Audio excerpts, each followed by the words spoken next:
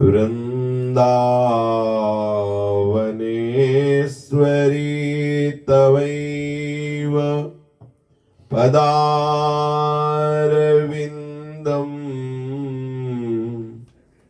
प्रेमामृतैकमकरन्द रसोघपूर्णम्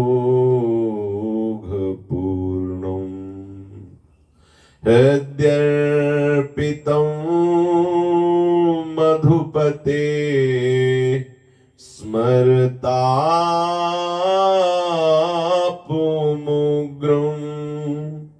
निर्वापयत्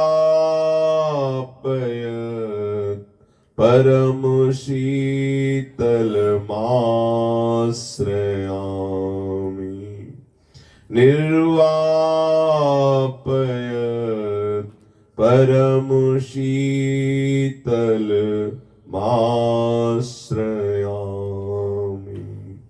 श्रीमद् श्री वृंदावन धाम की जय। श्री वृंदावन श्री वृंदावन श्री वृंदावन श्री वृंदावन प्राण वृंदावन जीवन वृंदावन सर्वस्व वृंदावन श्री वृंदावन। श्री राधा वल्लभ लाल की जय। भक्तन के शुभ गुण चरित जो सुनी है चितलाय, ताके भक्ति बढ़े घनी अरु हरि हो ही सहाय। अजहूं सोच विचारी के गही भक्तन पद ओट। हरि कृपालु सब पाछिली, क्षमी है तेरी खोट। हरि कृपालु सब पाछले, क्षमी है तेरी खोट। जिन महाभागवत भगवत प्रेमी ऋषिक संतों ने अंतःकरण की एक एक वृत्ति श्री श्यामा श्याम के चरणों में समर्पित कर दिया है, जिनके शरीर की संपूर्ण चेष्टाएं शास्त्र विधान के अनुसार होती हैं, जिनका स्वभाव बन गया है प्रिया प्रीतम का रूप चिंतन, प्रिया प्रीतम का नाम चिंतन, प्रिया प्रीतम की लीला चिंतन, प्रिया प्रीतम की धाम शोभा चिंतन। ऐसे महापुरुषों का जीवन चरित्र कथन श्रवण करने से बहुत शीघ्र अहमता ममता का परिवर्तन हो जाता है। जो अहमता ममता शरीर और शरीर के संबंधियों में है, वो प्रियालाल के चरणों में हो जाती है। और जीवन का परम लाभ है हमारी संपूर्ण चित्तवृत्ति बिना प्रयास के श्री श्यामा श्याम के चरणों में लग जाए। ये सबसे बड़ी सिद्धि है। इसमें जो महासुख का अनुभव महापुरुषों ने किया, वो किसी अन्य साधना, अन्य तपस्या या मोक्ष आदि में भी वो सुख अनुभव नहीं किया। मोक्ष प्राप्त महापुरुषों को जब प्रियालाल के रूप का, प्रियालाल की लीला का रसास्वादन हुआ तो विकल हो गए और बोल पड़े कि इस सुख के आगे तो ब्रह्म सुख थूकने योग्य है। श्रीपाद प्रबोधानंद सरस्वती श्री वृंदावन वृंदावन महिमामृत में कई श्लोक ऐसे हैं जिसमें ऐसी बात आई है कि ब्रह्मानंद को थुतकी कृत्य करने वाला ये श्री वृंदावन का महाप्रेम रस है। पूज्य श्री राधा बाबा अपने अमृत में वचनों में कह रहे हैं कि ये प्रेम रस प्रियालाल की रसमयी बातें सुनने से बहुत जल्दी आसक्ति होती है, पर यदि आप मनन न करें, चिंतन न करें, घंटे 2 घंटे श्रवण कर लिया और फिर सोचे हम विषय चिंतन करते रहे हमें प्रियालाल का प्रेम हो जाए, तो बाबा कहते हैं प्रियालाल के गुणानुवाद श्रवण से मन इस योग्य होता है कि वो प्रियालाल का सतत चिंतन करने लगे। सतत चिंतन से ही प्रेम प्रकट होता है। केवल सुन लिया और चिंतन विषय का किया और सोचे प्रेम हो जाए तो बाबा कह रहे हैं समझो, भगवत गुणानुवाद श्रवण से मन इस योग्य होता है कि वो बार बार जो सुना प्रियालाल की चर्चा उसमें हमारा मन जाने लगे, मनन होने लगे, चिंतन होने लगे। अगर केवल सुन लिया और मनन नहीं किया तो सुनने का जो समय था वो तो सार्थक हुआ, लेकिन परिणाम में भगवत प्रेम नहीं हो पक्का। गोकर्ण जी ने जब धुंधकारी जी को श्रीमद् भागवत सुनाई तो 7 दिन के बाद विमान आया एक, और धुंधकारी जी भगवत पार्षद होकर विमान पर आरूढ़ होकर जब जाने लगे तो गोकर्ण जी ने कहा कि कथा तो बहुत लोगों ने सुनी, विमान बहुत क्यों नहीं आए? तो उन्होंने कहा कि कथा तो सबने सुनी, आपने एक ही भाव से सबको सुनाया, पर जैसा मनन धुंधकारी जी ने किया वैसा मनन किसी ने नहीं किया। ध्यान दीजिए, श्रीमद् भागवत का प्रसंग है, मनन की कितनी महिमा है। यदि श्रवण के बाद मनन ना हो तो उतना लाभदायक श्रवण नहीं। बाबा कह रहे हैं किसी भी साधना में इतनी ताकत नहीं कि वो प्रेम को खरीद ले। किसी भी साधना के मोल में आने वाला प्रेम नहीं है। यदि किसी को एक कण प्रेम का भी जरा अनुभव होगा तब वो ये बात समझ पाएगा। ऐसी दशा हो जाएगी कि वो खुद चकित हो जाएगा कि हमारे हृदय की ऐसी स्थिति कैसे हो गई। मुझे तो प्रेम मिला नहीं, इसलिए मैं प्रेम के विषय में तो बोल नहीं सकता। पूज्य श्री राधा बाबा देखो प्रेम में डूबे हुए हैं, पर प्रेमी को कभी अनुभव नहीं होता कि मुझे प्रेम है। प्रेम समुद्र श्री लालजू सखियों में जो प्रेम देखते हैं तभी उनके चरणों में झुकते हैं कि मुझे कहां ऐसा प्रेम प्रियाजू से है। जिसके हृदय में प्रेम होता है उसे अनुभव में आता मैं प्रेमहीन हूं। पूज्य राधा बाबा कह रहे मुझे तो प्रेम मिला नहीं, तो इसलिए जिसे प्रेम का अनुभव नहीं, प्रेम के विषय में क्या बोले। अगर जीवन में मिला कभी तो हम बताएंगे कि प्रेम क्या होता है। बाबा ने कहा कभी नहीं मिलेगा, क्योंकि जितना मिलता जाएगा उतने भूख बढ़ती जाएगी। तो दो आदिनांत विलास करे तो लाल प्रिया में भई न चिन्हारी, ये है। अभी तक परिचय ही नहीं हुआ श्यामा श्याम में, और कब से? एक ही शैया पे अनादिकाल से अनंत काल तक इनका नित्य विहार चल रहा। यह है प्रेम की क्रीड़ा। अभी परिचय ही नहीं हुआ, ऐसा लगता है कि अभी तो मिले ही नहीं। बाबा कह रहे मुझे तो प्रेम का अनुभव है नहीं। जीवन में कृपा से ही आ सकता है, इसमें कोई सौदेबाजी तो की नहीं जा सकती कि मैं तपस्या के द्वारा प्रेम प्राप्त कर लूं। या तो कोई भगवत प्रेमी महात्मा दे दे या स्वयं भगवान कृपा कर दे। प्रेमी भक्तों की दशा बड़ी विचित्र होती है। कोई कोई कहते हैं कि हे करुणामयी प्रियाजू हम पे कृपा करो, हम ब्रज की वृंदावन की लता बन जाएं। क्या सुख मिलेगा तुमको?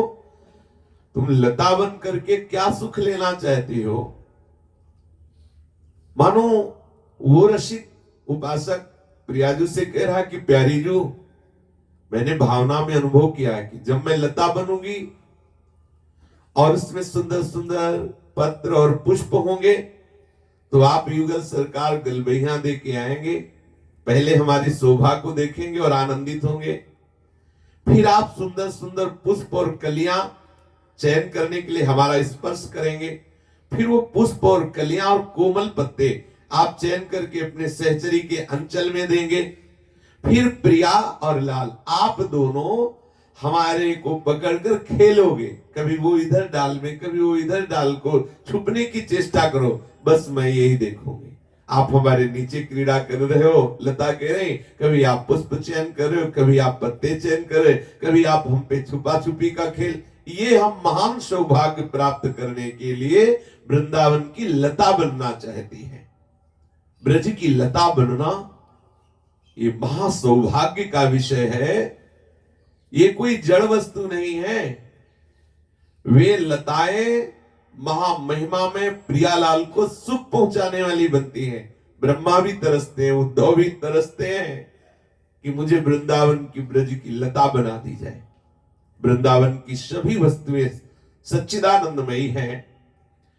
केवल रूप आपको भिन्न भिन्न दिखाई देगा कि ये जड़ है, ये चैतन्य है, पर है सब सच्चिदानंद ही। लीला के लिए कोई प्रेमी वृक्ष बन जाता है, कोई लता बन जाती है, कोई प्रेमी पक्षी बन जाता है, कोई हिरन बन जाता है, कोई मयूर, कोई कोकिला, कोई पुष्प कमल जलथल में। ये सब प्रेमी जन हैं, प्रियालाल को सुख पहुंचाने के लिए बने हैं। इसलिए मैं बार बार प्रार्थना करता हूं, पूज्य श्री राधा बाबा कह रहे हैं, आप ब्रज की वृंदावन की किसी भी वस्तु का चिंतन कीजिए, आप जरूर जुड़िए, वृंदावन ब्रज की वस्तुओं से जुड़िए। ये सब बड़े बड़े प्रेमी महात्मा जन हैं, ये कोई साधारण नहीं है। एक बार किसी संत के श्री मुख से सुना था कि बरसाने में गहवर वन में कोई बाहरी संत आए हुए थे, उनको पता नहीं था, तो एकांत झाड़ी देखकर सोच करने के लिए बैठने लगे, तो आवाज आई, ये बाबा मत बैठना, दूर जा दूर। सोचा कि किसी और के लिए हो, फिर बैठने लगे सोच के लिए, फिर आवाज आई और कहा कि तुम्हें पता है ये जो तुम एकांत समझ रहे हो, यहां प्रियालाल खेलते हैं, मुझे लता के नीचे मत सोचो ना। व्याकुल हो गई वो लता और जोर जोर से पुकार पुकार के कहने, यहां प्रियालाल खेलते हैं, यहां मत सोचो ना। ये जड़ वस्तु नहीं, ये प्रेमी जन है जो लता रूप धारण किए हुए हैं। इसलिए मैं प्रार्थना करता हूं, आपको जैसे बने आप वृंदावन ब्रज की किसी भी वस्तु का चिंतन कीजिए। अच्छा, ठाकुर जी का सिद्धांत है कि अंत समय जो चिंतन किया जाता है उसी को प्राप्त होता है। मानो हम अंत समय वृंदावन के किसी मकान का चिंतन कर रहे हैं, हम वृंदावन में मकान बने तो प्रियालाल खेलेंगे ना हमारे ऊपर आके। हम कोई घास का चिंतन कर रहे हैं, हम घास बने वृंदावन की, ये बनने के लिए तो उद्धव ललचा रहे हैं। हम किसी पशु पक्षी का चिंतन कर रहे हैं, हमारा शरीर छूट गया, हम वो पशु पक्षी बनेंगे, लेकिन कहाँ के? वृंदावन के। इसलिए हम वृंदावन की प्रत्येक वस्तु का चिंतन करें। यदि हम सच्चिदानंद वृंदावन की कोई भी वस्तु बन गए तो गोपी बनने में, सखा बनने में, सखी बनने में फिर कोई दिक्कत की बात नहीं। घर में आ गए ना, अब जो चाहो बन करके सेवा में लग जाओ। जैसे जैसे साधक ऊपर उठता है वैसे ही वैसे एक महामहिमामयी बात होती है जो साधना से नहीं होती। प्रभु से ऐसा अपनापन होता है कि प्रभु का ऐश्वर्य छिप जाता है। बहुत सुंदर बात है। भगवान की भगवत्ता से वैराग्य हो जाना ये बहुत बड़ी बात है। माया से, शरीर से, भोगों से वैराग्य हो जाना ये भी बहुत महिमामयी बात है, लेकिन भगवान के ऐश्वर्य से वैराग्य हो जाना, भगवान के भाव से वैराग्य हो जाना, केवल मेरे प्यारे हैं इस बात में आ जाना, ये बहुत बड़ी बात है। ऐश्वर्य का त्याग करके माधुर्य में युक्त हो जाना, ये केवल इसी देश की महिमा है। ब्रज 84 कोस की महिमा, यहाँ की रज, यहाँ की लता, यहाँ का रसिक, यहाँ का एक एक कण महामाधुर्य से भरा हुआ है। वो तुम्हारे ऐश्वर्य का हरण करके जो भगवत भाव है, मेरे प्रियालाल। देखो यहाँ ऐश्वर्य वाला नहीं, यहाँ कोई ये नहीं बोलता भगवान श्री बांके बिहारी की। अगर ऐसा बोलता है तो बाहर का है, यहाँ का नहीं। यहाँ का ऐसा नहीं बोल सकता। अगर भगवती श्रीमती माता राधा रानी की जय, समझ लो कोई बाहरी है, वो हमारे ब्रज का नहीं है, वो कोई बाहर से आया है, वो यहाँ का नहीं है। यहाँ के प्रेमी जन तो लाडली जी महाराज की जय। अब कितना प्यार, लाडली जी महाराज, प्यारी जू की जय, प्रिया जू की जय, श्यामा जू की जय, राधा वल्लभ लाल की जय, बांके बिहारी लाल की जय, राधा रमन लाल की। कितना प्यार, कितना प्यार। कहीं भगवान मिले इनमें? भगवत्ता का कहीं भान है? मेरे प्यारे, इतना प्यार भरा। बाबा कह रहे जब आप ब्रजधाम वृंदावन धाम की किसी भी वस्तु से जुड़ेंगे तो उस वस्तु की कृपा होगी, आपका ऐश्वर्य भाव छिपता चला जाएगा। शुद्ध पवित्रतम मधुर राज्य की लीला एक से एक बढ़ करके आपके चित्त में आना प्रारंभ होगी। जैसे जैसे आपका ऐश्वर्य भाव गौड़ होता जाएगा, माधुर्य भाव मुख्य होता जाएगा, तो दिव्य दिव्य लीलाएं आपके हृदय में, जिस भावना से आप ब्रजरज का सेवन कर रहे हैं, उसी भावना की लीलाएं आने लगेंगी। अब जैसे श्री लालजू के विषय में रसिकाचार्यों ने गाया कि बेगी चलही उठी गहर करत कत निकुंज बुलावत लाल। बेगी चलही उठे गहर करत कत निकुंज बुलावत लाल। राधा राधिका पुकारत निरखी मदन गज ढाल।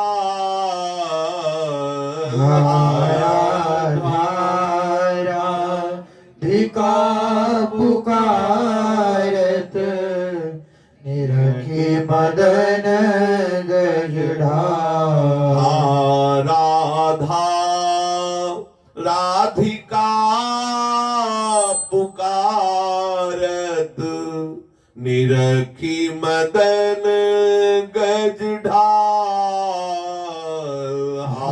राधा राधिका पुकारत निरखी मदन गज ढाल। कितना महारस की बात है। श्री कृष्ण रो रहे हैं, ठाकुर जी रो रहे हैं, पूज्य राधा बाबा कह रहे रो रहे हैं, हा राधा, हा लाडली, ऐसा पुकार रहे हैं और रो रहे हैं। जो ऐश्वर्य भाव के उपासक है, यहां तक कि जो गीता गायक प्रभु के उपासक है, क्या वो सोच भी सकते इस दशा को? ये पूज्य श्री राधा बाबा बोले, सोच भी सकते हैं? उनको लगेगा कि भगवान ऐसा कहां कर सकता है? नहीं सोच सकते। ऐश्वर्य भाव होने पर वो सोच भी, अगर सोच भी सकते हैं, बोलेंगे भी तो ऐसा बोलेंगे कि ये लीला कर रहा है। लेकिन हम तुम्हें हृदय की बात करें, वो लीला नहीं कर रहा, वो फपक फपक के हृदय से हाहाकार करते हुए रो रहा है। ये बात कब समझ में आएगी? जब वैभव से, ऐश्वर्य से आपका भाव हटकर महामाधुर्य में लगेगा।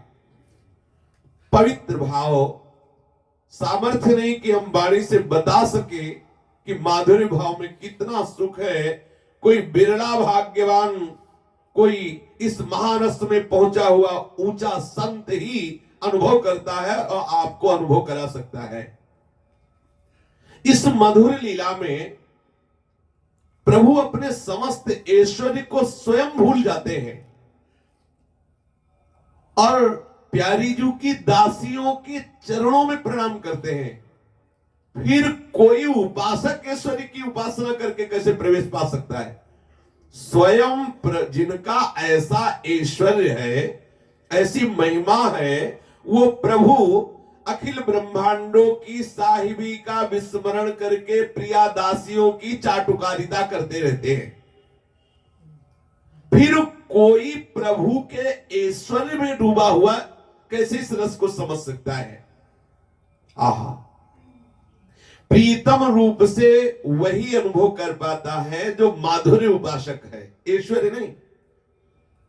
ये जो ब्रज सुंदरिया है, इन्होंने भगवान को प्राप्त नहीं किया, अपने प्राणेश्वर को प्राप्त किया, प्रीतम को अपने प्रीतम के साथ जैसा सुख मिलता है वैसा भगवान के साथ सुख नहीं मिलता। ये बात केवल रसिक उपासक समझ सकते हैं। हम मानते हैं भगवान के स्वरूप का ज्ञान, भगवान के स्वरूप की जो महिमा जानता है वो महान है, अष्ट सिद्धियों को पा जाएगा, वो मोक्ष पा जाएगा, 5 प्रकार के मोक्ष पा जाएगा। लेकिन प्रियतम रूप से प्रभु को प्राप्त करने पर जो सुख प्राप्त होता है वो ना उस मोक्ष प्राप्त महापुरुष को, ना अष्ट सिद्धियां प्राप्त महापुरुष को, ना सम्यक भगवत ज्ञान प्राप्त महापुरुष को। ये बहुत समझने का विषय है, तर्क का विषय नहीं।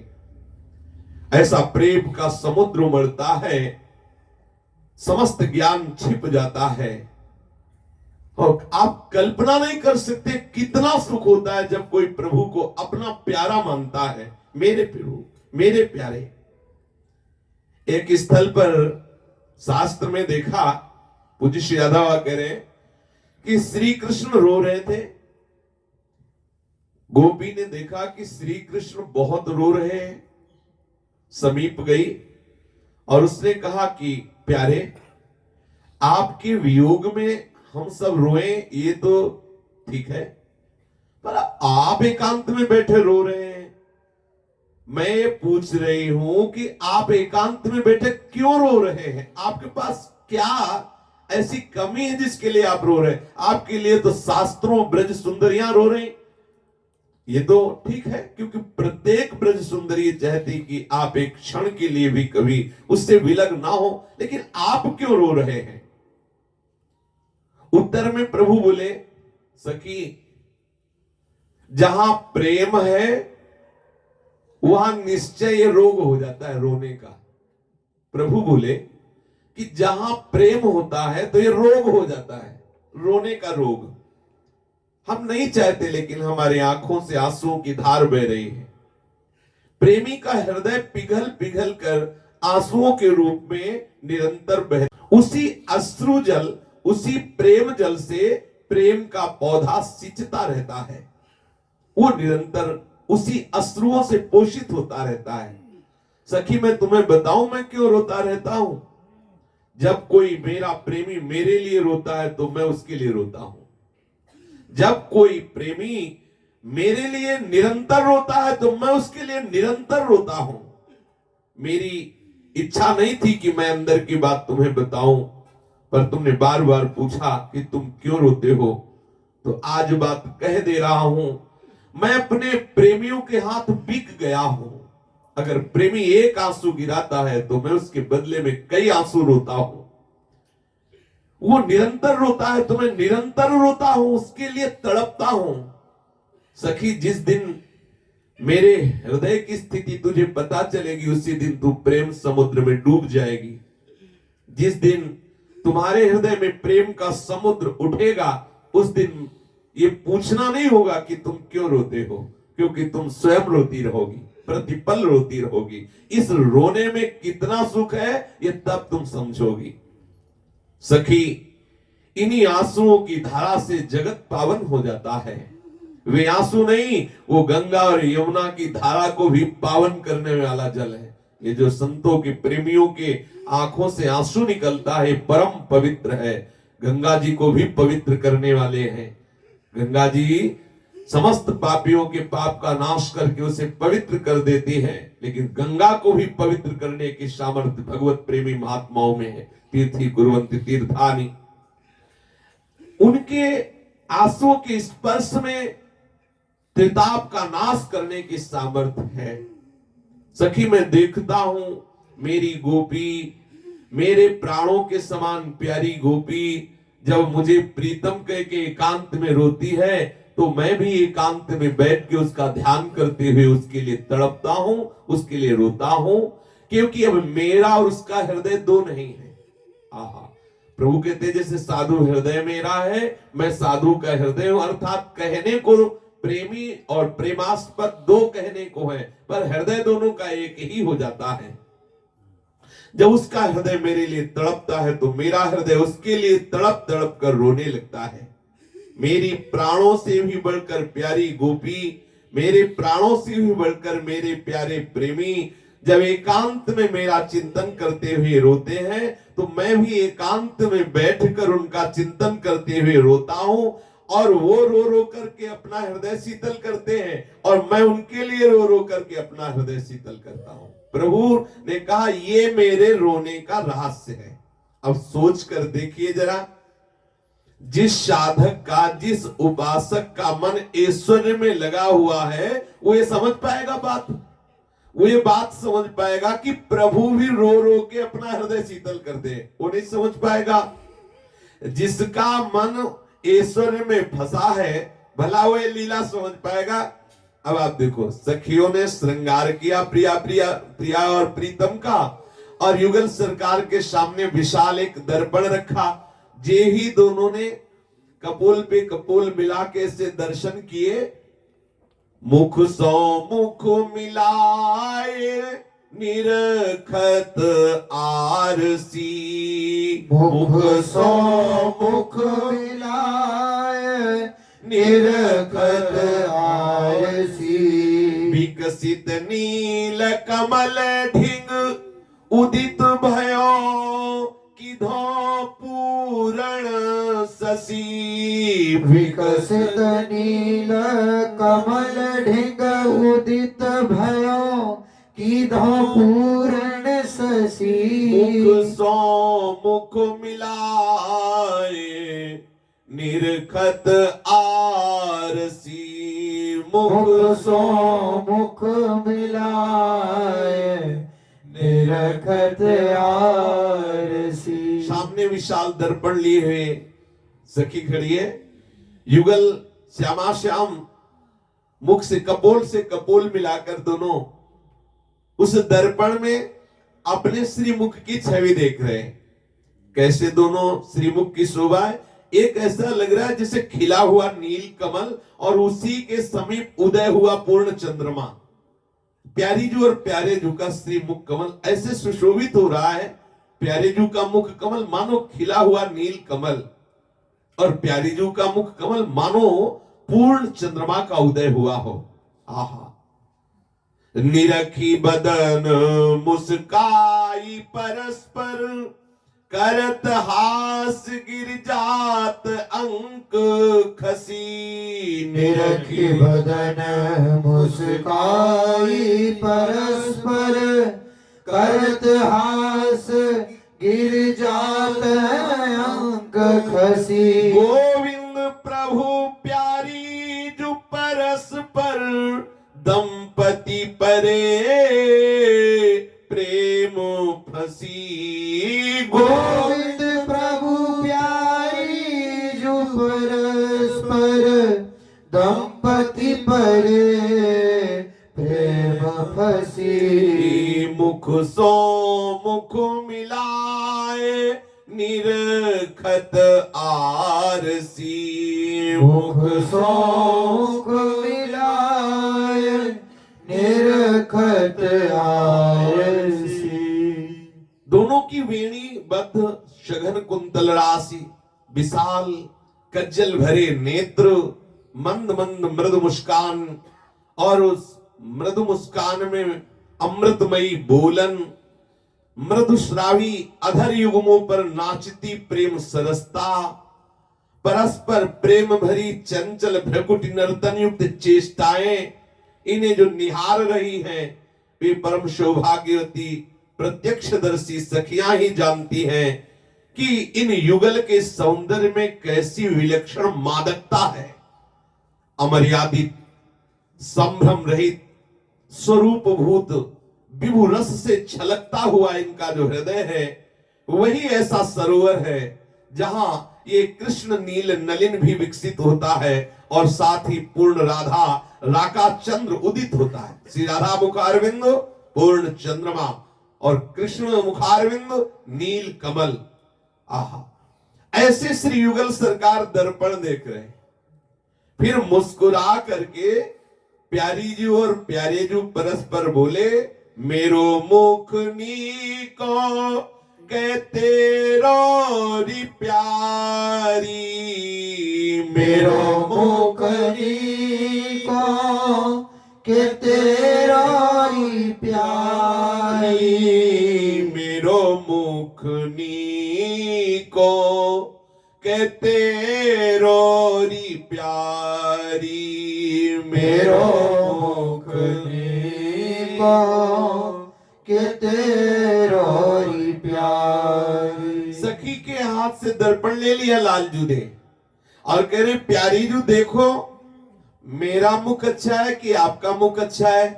बोले भगवान है, यहां ये दिखा रहे कि यदि आप ऐश्वर्य भाव के उपासक हैं तो आपकी यहां पहुंच हो ही नहीं सकती। अगर ये लीला भी सुनेंगे तो आपकी बुद्धि स्वीकार नहीं करेगी।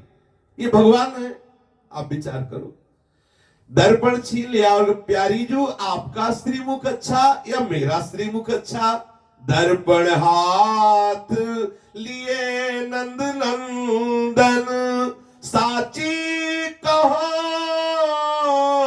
ब्रस भानु दुलारी, दर्पण हाथ लिए नंद नंदन साची कहो वृष भानु दुलारी, मेरो मुख नीको कहते रोरी प्यारी, मेरो मुख नीको के तेरी प्यारी। सच्ची कहना किशोरी जू, हमारा मुख सुंदर है कि आपका मुख सुंदर है? दर्पण लिए हुए लालजू प्यारी जू से कह रहे हैं। श्री किशोरी जू ने कहा, हम कहा कहें तुम ही किल देखो, हम गोरी तुम श्याम बिहारी, हम का कहे तुम ही किन देखो, हम गोरी तुम श्याम बिहारी, हम गोरी तुम श्याम बिहारी, हम गोरी तुम श्याम बिहारी। कृष्णदास प्रभु गिरधर नागर, कृष्णदास प्रभु गिरधर नागर, चरण कमल पर राधिका वारी, चरण कमल पर राधिका वारी। प्यारी जू, मैं सुंदर हूं या आपका श्रीमुख सुंदर है? प्यारी जू ने कहा, इसमें कहने की बात क्या है? आपके सामने आरशी विराजमान है, दर्पण है, आप देख लो। हमारा मुख तो गोरा है और आपका मुख प्यारी जू सावरा है, आप देख लो। प्यारी जू और प्यारे जू, यहां देखो कहीं भगवत्ता कहीं ईश्वर, अतिशय सुकुमार हमारे हृदयाराध्य कैसे खेल रहे हैं। श्री लालजू प्यारी जू की मंद मुस्कान तिरछी चितवन पे उनके चरणों में बलिहार हुए जा रहे हैं। अब दृष्टि गई बेसर पे, पहले मुख पे, अब दृष्टि गई बेसर पे। पूछती है, बेसर कौन की अतिनी की, बेसर कौन की अतिनी की, घोड़ परी लालन अरुलल ना, घोड़ परी लालन अरुलल ना, चौप बड़ी अति जी की, चौप बड़ी अति जी की, बेसर कौन कियतिनी की बेसर कौन कियतिनी की। न्याय पर ललिता जू के आगे कौन ललित कौन फीकी। न्याय परो ललिता जू के आगे कौन ललित कौन फीकी। दामोदर हित बिलग न मानो दामोदर हित बिलग न मानो। झुकन झुकी श्यामा झुकी झुकन झुकी श्यामा झुकी झुकन झुकी प्यारी झुकी झुकन झुकी प्यारी झुकी। युगल सरकार छोड़ कर मेरी बेसर अच्छी या प्यारी जू की बेसर अच्छी। अब न्याय कौन करे? ललिता जू आप न्याय करो। बेसर किसकी अच्छी है? प्यारी जू और प्यारे जू परस्पर होड़। ये देखो कितना महासुख, सौंदर्यता के समुद्र किशोरी किशोर झगड़ रहे। बेसर किसकी अच्छी? अब ये तुमादिदेव पुरुषः पुराणा तमस्य विश्वस्य परम निधानम वेत्तासि वेद्यम परमं च धाम त्वया ततं विश्वमनंत रूपम वायुर्मुवग्निर्वरुणः शशांका प्रजापतिस्त्वं प्रपितामहश्च नमो नमस्तेस्तु शास्त्र कृतव्या पुनरश्च भूयोपि नमो नमस्ते।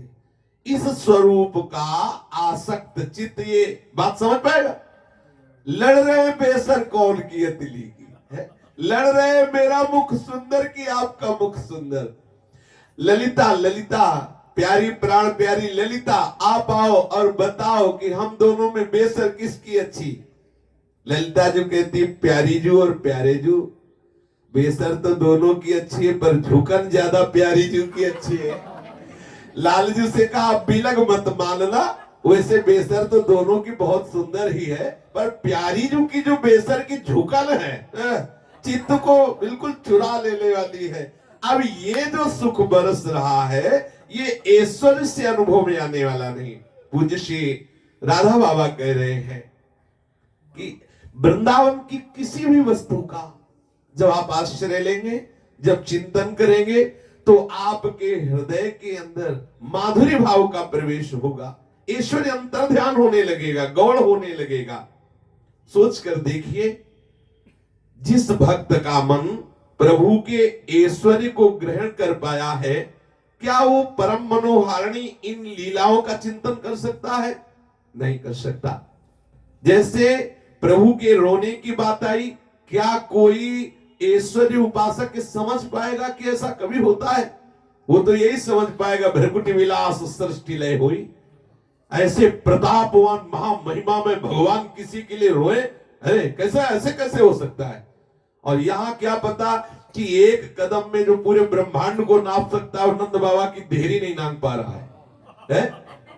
आप विचार करो, कौन जानेगा इस भाव को? कौन जानेगा जो अखिल विश्व ब्रह्मांड का भरण पोषण करने वाला एक छाछ पीने के लिए जो गोपी के इशारे से नाचता है, घंटों नाचता है, फिर उसे थोड़ा सा माखन या छाछ दे दिला ताई हीर की छोहरिया छछिया भर छाछ में नाच नचावे। कैसे समझ पाएगा कोई जिसके चरणों का ध्यान बड़े बड़े महापुरुष करते रहते हैं?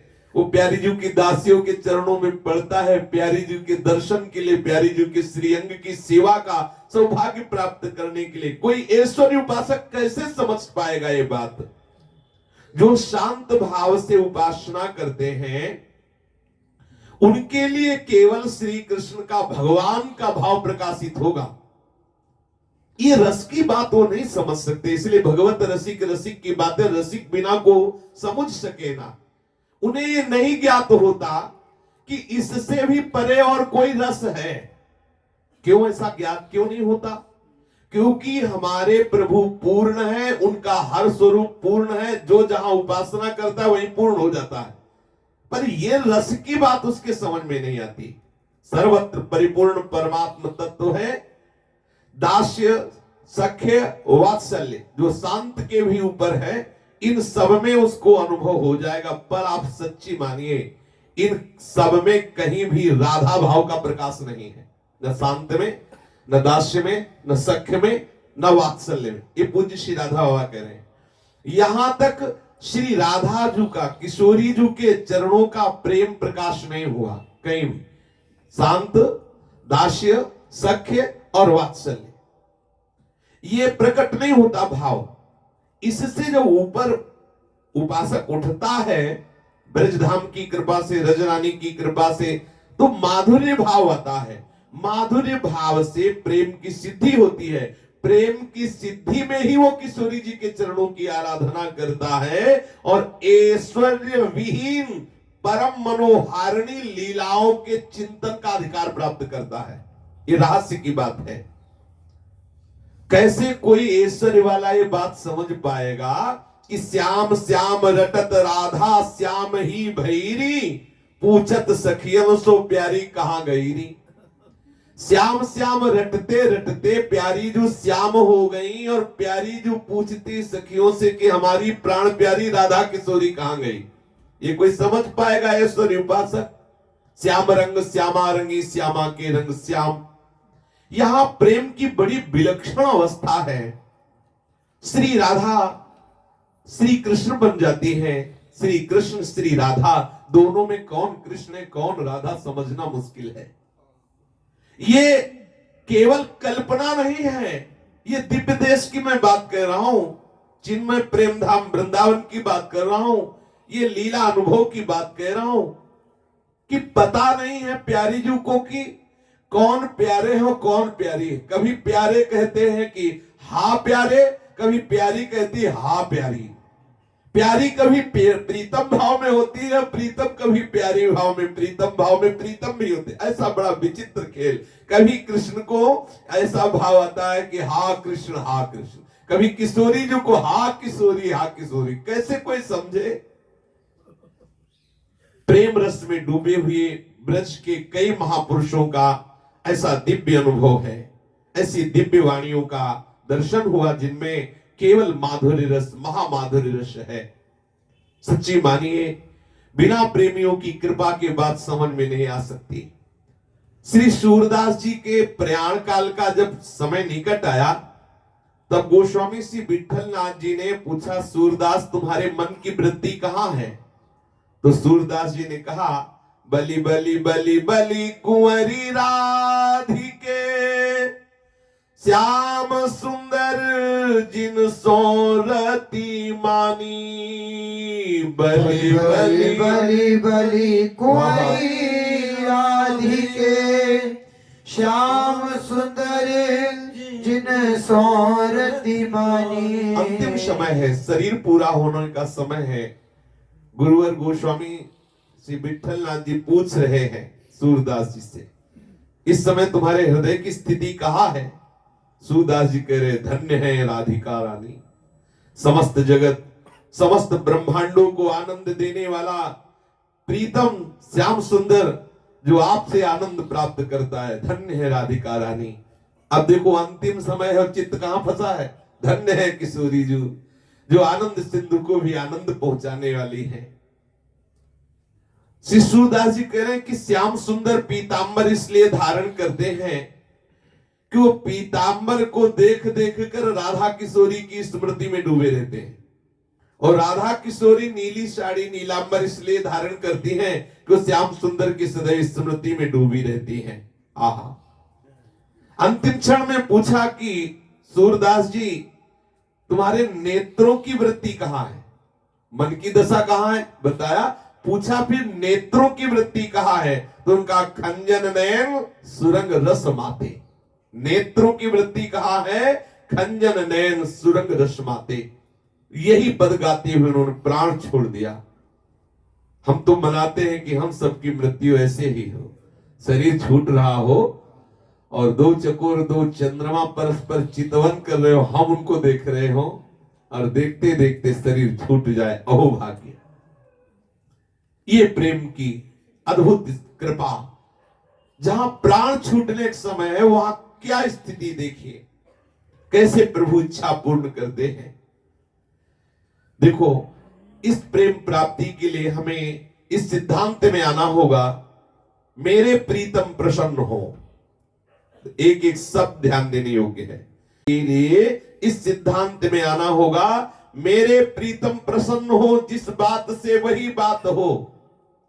अनंत जन्मों तक नरक में रखकर यदि वे प्रीतम प्रसन्न हो तो मुझे स्वर्ग कभी न देखने को मिले, मुझे नरक मिले। मुझे जलाने में उनको सुख हो तो सदा वो मुझे जलाते रहे। ये बात नहीं कि प्रेमी ऊपर से खाली कहता ही हो, वो सचमुच सचमुच नरक में जाने के लिए तैयार रहता है। तथा ये बात भी नहीं कि वो ये जानता है कि हमें नरक तो जाना नहीं पड़ेगा, बात कह देने में क्या है। सचमुच सचमुच वो नरक की ज्वाला में जलकर प्रीतम के सुख से सुखी होने के लिए तैयार है। ये ठीक है कि वो नरक नहीं जाता, पर उसके मन में बात नहीं रहती कि मैं नरक नहीं जाऊंगा, कह देने से क्या। ऐसा उसके मन में स्वयं ना तो शांति पाने की इच्छा है, ना स्वयं सुख पाने की, अनुकूलता प्राप्त करने की रत्ती भर कोई इच्छा नहीं है। यह है प्रेम प्राप्ति, जो पंचम पुरुषार्थ है उसके उपासक का स्वरूप। जैसे मेरे प्रीतम राजी हो, मुझे व्यवहार या परमार्थ दोनों की आवश्यकता नहीं है। परमार्थ व्यवहार बनोगे ना बनो, बस मेरे प्रीतम जिसमें राजी हो। उसके मन में कुछ पाने की इच्छा नहीं रहती। स्वयं प्रभु किसी दिन गाकर सुना दे तो आप देख ले, ये जगत का जितना भी संगीत है, राग रागिनियां है, सब तुच्छ हो जाएंगी। आप सोचो, ऐसे प्रभु से आप प्यार करना चाहते हो, ऐसे प्रभु को प्रसन्न करना चाहते हो, वो तुम्हारी प्रसन्नता के लिए जिस दिन गान करेंगे, गावत सुंदरी हरि सरस धमार, पुलकित खगमृग बहत नवार। आहा, जितना भी संगीत है, राग रागिनियां हैं, वो सब प्रीतम श्री कृष्ण के राग रागिनी संगीत समुद्र के एक बूंद की बराबर भी नहीं। बोलो, ऐसा प्रीतम जब गाएगा कैसा कैसा आनंद होगा। आप देखिए, कभी कभी ये संसारी गाने जो लोग गाते हैं, इतनी मिठास उनके गले में होती है, और जितनी मिठास है वो मिठास समुद्र के एक बूंद के भी बराबर नहीं है। और जब वो गाएंगे तो कैसा होगा, भावना करो। वो प्रभु जब गाएंगे तो कैसा होगा, जो साक्षात संगीत राग रागिनी के समुद्र है। यदि श्री कृष्ण की मधुरता पर विश्वास हो जाए तो प्राण व्याकुल हो जाए उनकी वो गाना सुनने के लिए, उनके वो शब्द सुनने के लिए, उनके वो रूप को देखने के लिए, उनके श्रीअंग की गंध के लिए, उनके उच्छिष्ट के लिए, उनके साथ खेलने के लिए, उनके श्रीअंग की सेवा के लिए। नंददास जी एक बहुत बड़े प्रेमी महाभागवत हुए हैं, पुष्टि मार्गी में, अष्ट सखाओं में है। ये पहले श्री तुलसीदास जी के गुरु भाई थे। श्री रामोपासक तुलसीदास जी के गुरु भाई, ये कृष्ण प्रेमी बन गए। जब तुलसीदास जी ने सुना तो बहुत अंदर से लगा कि हमारे राम जी में क्या कमी थी जो श्याम जी में चले गए। उन्होंने लिखा, कहा कमी रघुनाथ में छाड़ी अपनी बाल। इतना लिख करके भेज दिया कि हमारे श्री राम में क्या कमी थी जो आपने मर्यादा तोड़ दी, राम जी को छोड़ करके कृष्ण जी के भजन में लग गए। तो उसी के नीचे नंददास जी ने लिख कर भेजा कि यहाँ कमी की बात नहीं है कि राम जी में कोई कमी देख के हम कृष्ण जी में आसक्त हो गए हैं। मन बैरागी होए गयो सुनी बंसी की तान। आधा दोहा गोस्वामी जी ने लिखा कि कहा कमी रघुनाथ में छाड़ी अपनी बाल। नंददास जी ने लिखा नीचे की लाइन, मनु बैरागी हुए गयो सुनी बंसी की ताल। यहां कोई कमी की बात नहीं थी। क्या करें, बंसी वाले ने जादू कर दिया। ऐसी बंसी की ताल सुनाई कि राम आसक्त चित्त गुलाम हो गया श्याम सुंदर का। अब तो चित्त में जगह ही नहीं रह गई कि कहीं और चल सके, पंग हो गया। कहने का तात्पर्य, आप एकमात्र प्रभु के आश्रित हो जाइए। कृपा समुद्र है, ऐसी कृपा करेंगे। कोई क्षण ऐसा आएगा जिस क्षण में आपको बिल्कुल आसक्त कर लेंगे। आप उस क्षण की बाट जोइए, कृपा की आशा लगाए रहिए। चाहे कितना कोई पतित क्यों न हो, प्रभु का स्वभाव है वो कभी निराश नहीं करते। चाहे कोई कितना पतित क्यों न हो, प्रभु का स्वभाव है वो कभी निराश नहीं करते। उनकी कृपा से एक क्षण में सारे हृदय का विषय पलट जाएगा। इसलिए आप उनकी कृपा का आश्रय रखें। एक बार पूज्य श्री राधा बाबा से साधु कृष्ण प्रेम जी ने प्रश्न किया कि सदगुरुदेव, आप इस पांच भौतिक आवरण शरीर से कैसे मुक्त हुए? कौन सी युक्ति जिसके द्वारा आप मुक्त हुए? ये प्रश्न मेरे हृदय में बार बार आता है। बड़ा कठिन है शरीर का राग छोड़ना, शरीर की आसक्ति छोड़ना। आप देहातीत भाव को, आप विदेह भाव को कैसे प्राप्त हुए? इस देह से कैसे मुक्त हुए? पूज्य श्री राधा बाबा ने कहा कि मैं प्रधान बात भगवान नाम जप समझता हूं। मेरे को जीवन मुक्त करने में प्रधान बात भगवान नाम जप है, प्रधान साधना। नाम साधना से ही उच्च कोटि के संत का समागम होता है। नाम साधना से जब तक आपके हृदय में नाम जप नहीं होगा तो समीप होने पर भी आप नहीं पहचान पाएंगे, आप लाभ नहीं ले पाएंगे। समीप है कोई महापुरुष तो भी लाभ नहीं ले पाएंगे। नाम साधना से ही उच्चतम कोटि के संत का सदगुरुदेव के रूप में वर्ण होता है, उनसे संबंध होता है। सदगुरुदेव से संबंध हुए बिना अंतरात्मा में प्रेम का जागरण नहीं होता। देह भाव से हटकर आत्म स्वरूप में स्थिति नहीं होती।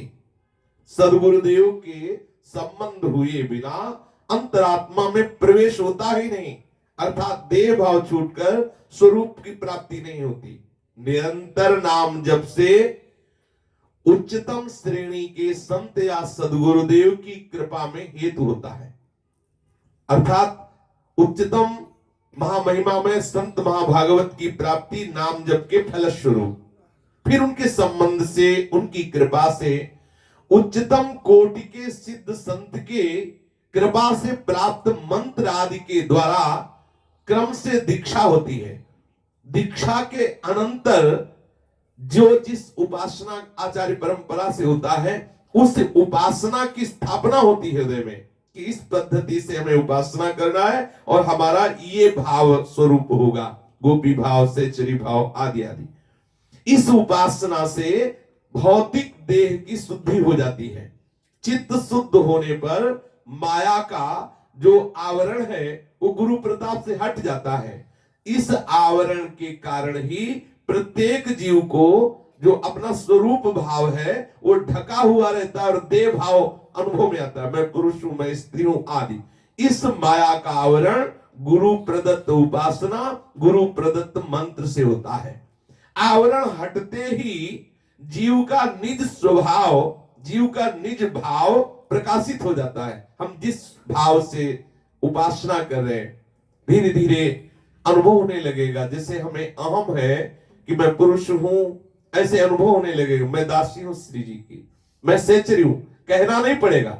धीरे धीरे गुरु कृपा से, आचार्य कृपा से भाव पुष्ट होगा जो मंत्र मिला है उसके प्रताप से, और हमारे अंदर ये स्फूर्ति होने लगेगी, मैं प्रियाजू की सखी हूं, मैं प्रियाजू की दासी हूं। ये अहम होने लगेगा।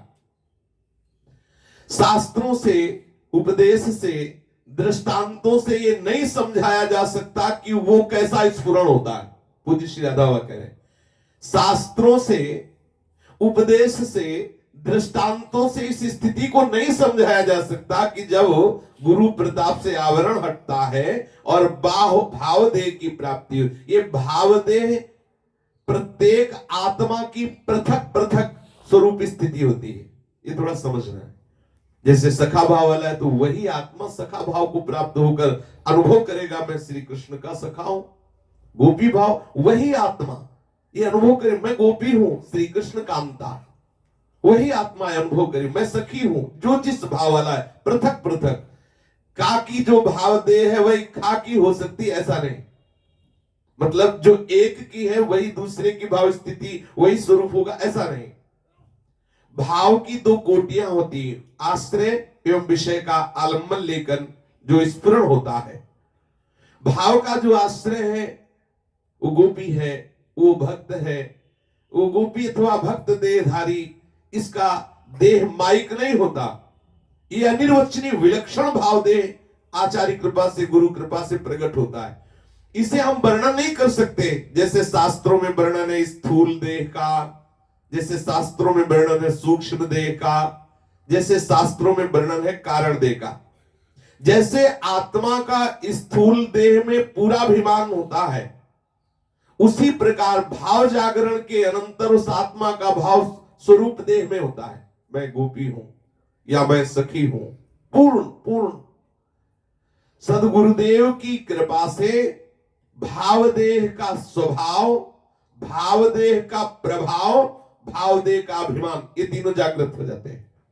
सदगुरु की कृपा से भावदेह का स्वभाव, उसका स्वभाव ऐसे ही होने लगेगा जैसा भाव में वो चिंतन कर रहा है। सहचरी प्रभाव आपको दिखाई देने लगेगा, उसका अभिमान निरंतर इसी स्वरूप में रहेगा, मैं प्रियादासी हूं।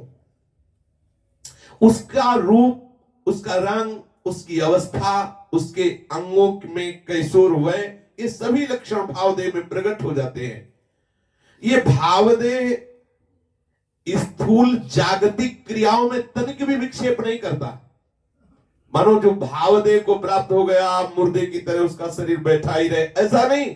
स्थूल क्रियाएं बिल्कुल वैसे ही होंगी और वो स्वरूप बिल्कुल विक्षेप नहीं हो। ना इन क्रियाओं से उस स्वरूप देह में कोई विक्षेप होगा, ना स्वरूप देह से इन क्रियाओं में कोई विक्षेप होने वाला है। पूज्य श्री राधा बाबा ने बताया कि जब साधक नाम जप करता है तो नाम भगवान की कृपा से उच्च कोटि के महापुरुष का सानिध्य मिलता है। किसी उच्च कोटि के महापुरुष के सानिध्य से उसके हृदय में उनके प्रति गुरु भाव प्रकट होता है। फिर उनकी कृपा से दीक्षाक्रम परंपरागत मंत्र मिलता है, उपासना पद्धति मिलती है, भावदेह का परिचय मिलता है। वो कैसा भावदेह का परिचय है? कह रहे शास्त्र से, उपदेश से, दृष्टांतों से नहीं समझाया जा सकता। स्थूल से, सूक्ष्म से, कारण से वो परे है। भगवत कृपा से जब ऐसा भावदेह प्राप्त हो जाता है तो वो नित्य लीला में प्रवेश पाता है। पूज्य श्री राधा बाबा के श्रीअंग की सेवा में ये आसक्त चित्त होने लगे। जो साधु कृष्ण प्रेम जी, जिनका पूर्व का नाम श्री कृष्ण चंद्र जी अग्रवाल, ये सन 1945 में बीए की परीक्षा देने के बाद श्री कृष्ण चंद्र जी अग्रवाल रतनगढ़ में भाई जी और राधा बाबा के पास चले आए। और इसी सन 1945 के जून मास में इन युगल विभूतियों के साथ ये रतनगढ़ से गोरखपुर आ गए। गोरखपुर आने के बाद कृष्ण जी बाबा की सेवा में संलग्न रहने लगे।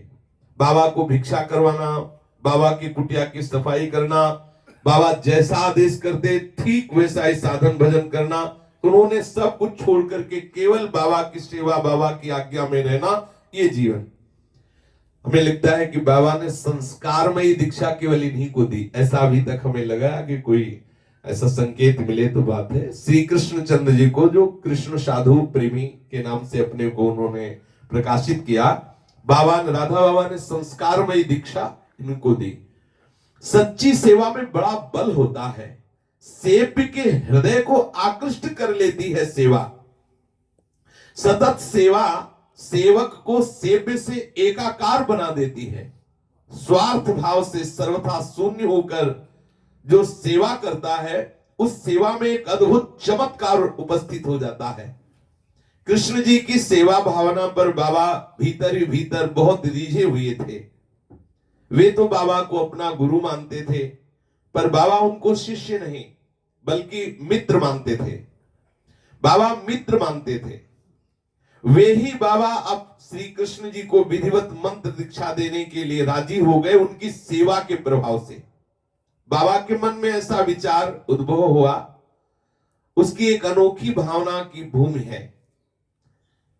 क्योंकि बाबा वेदांती थे, पहले ब्रज भाव का बीजारोपण श्री भाई जी के स्पर्श से हुआ, फिर भाई जी की ही कृपा से भाव साधना बढ़ी, फिर गोपी देह की प्राप्ति हुई।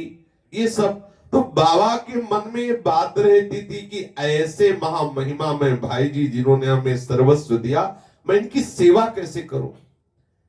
बाबा ने सन 1956 में प्रथम बार काष्ठ मौन लिया, तो भरी सभा में सबके सामने एक सत्य को उद्घाटित करते हुए राधा बाबा बोले कि श्री भाई जी महाराज गुलाब के पौधे हैं, और उस पौधे की एक शाखा पर खिलने वाला मैं एक छोटा सा गुलाब का फूल हूं, सदा हंसता रहता हूं। इस गुलाब में कांटा नहीं है। ये गुलाब का ऐसा पौधा है जिसमें कांटा ही नहीं। अधिकतर मेरे से भी अधिक सुंदर सुंदर फूल खिलाने की सामर्थ्य इस गुलाब के पेड़ में है। राधा बाबा ने भाई जी के लिए कहा, मैं तो एक छोटा सा फूल हूं इस गुलाब के पेड़ की, इसमें कांटा नहीं है, और मेरे से भी बड़े सुंदर सुंदर फूल खिलाने की सामर्थ्य इस गुलाब के पेड़ में है। बड़ा ही हृदय में भाव भाई जी के प्रति राधा बाबा का। राधा बाबा के हृदय में सदैव रहता कि बिना गुरु सेवा के ये जीवन अधूरा है, और हमारे ऐसे गुरु है कि सेवा ले नहीं रहे। क्योंकि भाई जी धोती कुर्ता में, भाई जी ने तो कभी ऐसा किसी को जानने नहीं, जब कोई दर्शन करने आता तो भाई जी ऐसा ही भाव प्रस्तुत करते मानो बाबा के सेवक हैं भाई जी, और बाबा बैठे आसन में, वो धोती कुर्ता, पर ऐसा लगता कि बाबा की नित्य सेवा में रहने वाले कोई सेवक है। ऐसा अंदर ही अंदर बाबा के हृदय में ये भावना थी कि मैं भाई जी की कैसे शरीर सेवा कर पाऊं। संभव नहीं, क्योंकि भाई जी वैश्य कुल में प्रकट, बाबा ब्राह्मण श्रेष्ठ कुल में प्रकट, भाई जी गृहस्थाश्रम में, बाबा चतुर्थाश्रमी सन्यासी। ये संभव ही नहीं कि भाई जी की शरीर सेवा बाबा करे, भाई जी स्वीकार ही नहीं कर सकते।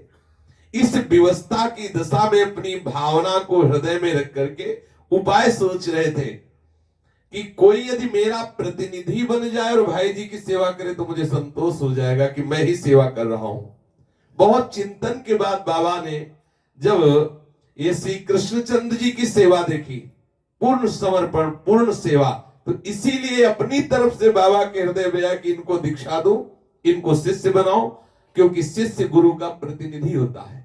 गुरु की जैसे पिता की आत्मा ही पुत्र रूप में अवतरित होती है, ऐसे गुरु का हृदय ही शिष्य रूप में प्रकाशित होता है। मानो वो सेवा प्रक्षण रूप से मेरे द्वारा ही संपन्न होगी, अवश्य ही वो व्यक्ति सही सही रीति से मेरा प्रतिनिधि हो, ऐसा सोच करके बाबा ने सेवा परायण श्री कृष्णचंद्र जी को सन्यास की दीक्षा दे दी और अपना प्रतिनिधि बनाने का निर्णय कर लिया। बाबा ने कृष्णचंद्र जी को सन्यास की दीक्षा दी। ये दीक्षा स्वयं उन्होंने चिमनलाल गोस्वामी जी की उपस्थिति में दी, और गीता वाटिका के पिछले भाग में जहां कुआं है वहां दी। दीक्षा सन 1948 के उत्तरार्ध में दी गई। सन 1948 के अंतिम चरण में दीक्षा दी गई। दीक्षा देते समय बाबा इस बात में सावधान थे कि इनको लाल कपड़े नहीं देना, क्योंकि लाल कपड़े होंगे तो फिर भाई जी की सेवा नहीं होगी। इसलिए वस्त्र श्वेत रखा, गेरुए वस्त्र नहीं दिए, और जो सन्यास का एक प्रधान मंत्र होता है वो मंत्र नहीं दिया, क्योंकि सन्यास मंत्र से दीक्षित होने के बाद फिर गृहस्थी की सेवा में रहना ये शास्त्र विधान के विपरीत है, क्योंकि सन्यासी चतुर्थाश्रमी वो गुरु स्वरूप होता है। तो इसलिए श्रेष्ठ सन्यास का मंत्र और वेश सन्यास का नहीं दिया। सफेद वस्त्र और मंत्र दान करके उन्हें कहा कि आज से तुम मेरे ही स्वरूप हो। अब मेरी हार्दिक इच्छा है कि तुम भाई जी की सेवा में तन मन जीवन अर्पित कर दो। ये हमारी आज्ञा है, यही हमारी गुरु दक्षिणा है। श्री कृष्णचंद्र जी से कहा कि मेरे जो हृदय की अंदर मांग थी वो तुम पूरी कर दो। वो ये है कि तुम तन मन जीवन प्राण भाई जी के चरणों में अर्पित कर दो, हर समय उनकी सेवा में रहो। सन 1971 में भाई जी ने जब महाप्रयाण किया, उनके महाप्रयाण के बाद भी कृष्णचंद्र जी पूरे भाई जी के परिवार की उसी श्रद्धा से संलग्नता से सेवा करते रहे। ऐसे गुरु सेवी श्री कृष्णचंद्र जी। श्री राधा बाबा एक दिन ध्यान में बैठे हुए थे तो भगवान श्री कृष्ण प्रकट हुए और प्रकट होकर के कहा कि हमारी आज्ञा है कि तुम महान त्रिपुर सुंदरी देवी की आराधना करो। अब देवी की आराधना गोपी भाव की प्राप्ति के लिए, गोपी भाव की पूर्णता, श्री कृष्ण को कांत रूप से प्राप्त करना, ये सब बातें बाबा को प्राप्त है। बाबा मंजू लीला, मंजरी, मंजू श्यामा, अनुचरी इसके रूप में स्थित हो चुके हैं। श्री कृष्ण मिलन हो चुका है, श्री किशोरी जी की सेवा में जा चुके हैं। फिर भी देखो प्रभु का यह भाव समझो, प्रभु सिद्धांत को पालन कराने में सदैव दृढ़ रहते हैं। कितने ऐसे महाभागवतों के जीवन में देखा गया कि भगवत प्राप्ति हो गई, फिर प्रभु ने कहा तुम गुरु बनाओ, तो उन्होंने कहा कि गुरु की आवश्यकता होती है आपकी प्राप्ति कराने के लिए। जब आप मिल गए तो गुरु की क्या आवश्यकता? बोले नहीं, जाओ काशी में जाओ, रामानंदाचार्य जी है उनसे दीक्षित हो। श्री धन्ना जी से कहा, ऐसे श्री नामदेव जी से, बड़े बड़े महापुरुषों से जो पद्धति प्रभु पूरी कराते हैं। गोपी भाव में श्री कृष्ण कांता भाव की पुष्टता के लिए देवी की आराधना अति अनिवार्य है। श्रीमद् भागवत में भी आता है कि समस्त बाल गोपियों ने, नौ किशोरी गोपियों ने श्री कृष्ण ही मेरे पति हो ऐसी आराधना यमुना जी के तट पर देवी की बालुकामयी मूर्ति की रचना करके और मंत्र जप करते हुए अनुष्ठान पूर्वक कर दी। भगवान श्री कृष्णचंद्र जी अपने बाबा को ये आज्ञा किया। ये श्रीमन महात्रिपुर सुंदरी देवी कौन है? ये वृषभानुपुर अर्थात बरसाने में सूर्यवंशी वृषभानु जी की कुलाधिष्ठात्री देवी है, शक्ति की आदि स्रोतनी है। इन्हें आद्या शक्ति कहा गया है। इन्हीं को शास्त्र में भगवती ललितांबा कहा गया है। ये महारानी कीर्तिदा एवं महाराज वृषभानु जी के भावपूर्ण पूजन वंदन से प्रसन्न होकर के भगवती महान महिमामयी त्रिपुर सुंदरी जी ने यही भाव प्रकट किया कि अब आपकी गोदी में महामाधुरिक रस को प्रदान करने वाली देवी का प्रादुर्भाव होगा, जो श्री राधा किशोरी के रूप में, अर्थात श्री कीर्तिदा रानी और श्री वृषभानु जी की कुल देवी है श्रीमन महामहिमामयी त्रिपुर सुंदरी श्री किशोरी जी का ऐश्वर्य रूप है, इसमें कोई संशय नहीं। जितनी भी देवी शक्तियां हैं हमारी श्री लाडली जी के ही अंश से प्रकट हुई। महामाधुरी स्वरूप प्यारी जी के श्री चरणारविंद और जितनी देवी शक्तियां हैं सब ऐश्वर्य रूप हमारी राधा किशोरी का है। स्वरूप भेद से एक ही महाशक्ति की दो संज्ञाएं हैं। मधुर भाव की दृष्टि में श्री किशोरी जी और ऐश्वर्य भाव की दृष्टि में भगवती श्रीमन महात्रिपुर सुंदरी, ये राधा किशोरी के ही स्वरूप है। भगवती श्रीमन महात्रिपुर सुंदरी जी ब्रजमंडल की संपूर्ण लीलाओं की सूत्रधारिणी है। इन्हें भगवती योग माया भी कहा गया है। यही अघटन घटना पटीयसी योग माया है जो ब्रज लीला की संपूर्ण लीलाओं का संचालन करती है, नियमन करती है, संयमन करती है।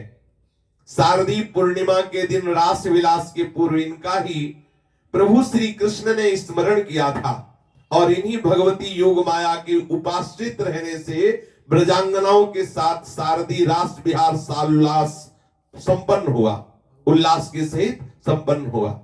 भगवान पिता रात्रि शरदोत्फुल्ल मल्लिका वीक्षरन्तु मनश्चक्रे योग माया उपाश्रिता। वैष्णवाचार्यों ने प्रेम के सात स्तर बतलाए हैं। प्रगाढ़ से प्रगाढ़तर होता हुआ उसका श्रेष्ठतम स्तर है महाभाव। इसी प्रकार श्री वृषभानु जी के राजमहल के 7 विशाल में प्रवेश द्वार हैं। 7वें प्रवेश द्वार में प्रवेश होने के बाद श्री प्यारीजू का निज सदन है, वहां श्री प्यारीजू विराजती है। राजप्रसाद के 6वें द्वार पर पहरा है श्रीमन महात्रिपुर सुंदरी जी का। बिना इनकी आज्ञा के कोई 7वें द्वार में प्रवेश नहीं कर सकता जहां लाडली जी विराजमान है। ब्रज लीला के अंतर्गत भगवती श्रीमन महात्रिपुर सुंदरी का भव्य आसन विराजमान है 6वें द्वार पर। उस मंदिर में पुंडरेक्ष पांसा को पुष्प बाण धारण किए हुए चतुर्भुज देवी स्वयं प्रतिष्ठित है। बिना उन देवी की आज्ञा के कोई 7वें द्वार में प्रवेश पाकर श्री किशोरी जी का साक्षात्कार कर ले, ऐसा नहीं। पहले त्रिपुर सुंदरी का आदेश, उनकी कृपा अति आवश्यक है। ब्रज लीला में हमारे यहाँ ललिता विशाखा चंपक चित्रा तुंग विद्या रंग देवी इंद्रलेखा और सखी सुदेवी सकल यूथ हित सेवी, यही सर्वोपरि। किसी एक सखी के चरण रज का आश्रय ले लो और वो आपको सीधे प्रियालाल के चरणों में पहुंचा देगी। नवनिवृत्त निकुंज उपासना में भगवती श्रीमन महात्रिपुर सुंदरी का स्वर्ण निर्मित श्री विग्रह अत्यधिक देदीप्यमान, स्वर्ण जैसी कांति। इस मंदिर में 9 सदाशिव रूप धारण करके त्रिपुर महासुंदरी का अर्चन बंदन करते रहते हैं। ये जो वृषभानु जी के भवन में 6वें द्वार पर श्रीमन महात्रिपुर सुंदरी जी विराजमान है। इनके श्रीअंग की कांति स्वर्णिम है और सदाशिव 9 रूपों से युक्त होकर के इनकी सेवा में रहते हैं, ऐसा वर्णन किया। राजप्रसाद के 7वें द्वार में प्रवेश पाने के लिए भगवती श्रीमन महात्रिपुर सुंदरी की प्रसन्नता नितांत आवश्यक है। भगवती की प्रसन्नता से ही 7वां द्वार खुलता है और जब भगवती प्रसन्न होती है त्रिपुर सुंदरी तो अपने नेत्रों से संकेत कर देती हैं। संकेत पाते ही महामहिमा में 9 सदाशिव जो भगवती की सेवा में रहते हैं वो 7वां द्वार खोल देते हैं और 7वां द्वार खोलते ही चरम सिद्धि प्रेम स्वरूपा लाडली जी का साक्षात्कार होता है। ऐसा श्री राधा बाबा अनुभव किए ये सिद्धांत, और इस बात में बिल्कुल कोई संशय नहीं है क्योंकि ब्रजलीला में बिना देवी की कृपा के कोई आगे नहीं बढ़ सकता।